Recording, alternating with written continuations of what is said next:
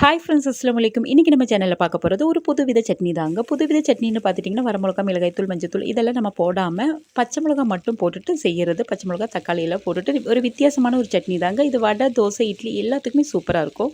இந்த சட்னி செய்யறதுக்கு பார்த்துட்டிங்கன்னா ஒரு வடச்சட்டி எடுத்துருக்கு. அதில் வந்துட்டு தேங்காய் எண்ணெய் ஊற்றணுங்க. தேங்காய் எண்ணெய் தான் நல்லா டேஸ்ட்டாக இருக்கும். பெரிய தக்காளியாக இருந்தால் 3 தக்காளி போட்டுக்கலாம். சின்ன தக்காளியாக இருந்தால் ஒரு 4 தக்காளி.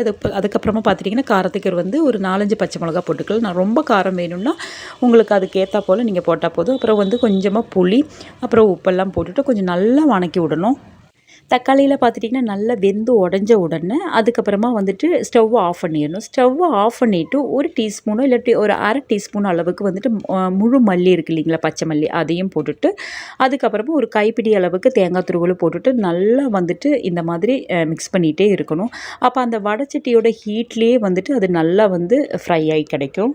அதுக்கு வந்து பார்த்துட்டிங்கன்னா இரும்பு வடைச்சட்டியோ இல்லாட்டி மண்சட்டியோ இதில் வந்துட்டு நம்ம வணக்கும் போது பார்த்துட்டிங்கன்னா ஸ்டவ் ஆஃப் பண்ணாலும் கூட ஒரு 5-10 நிமிஷத்துக்கு வந்துட்டு சூடு நமக்கு இருந்துகிட்டே இருக்கும்.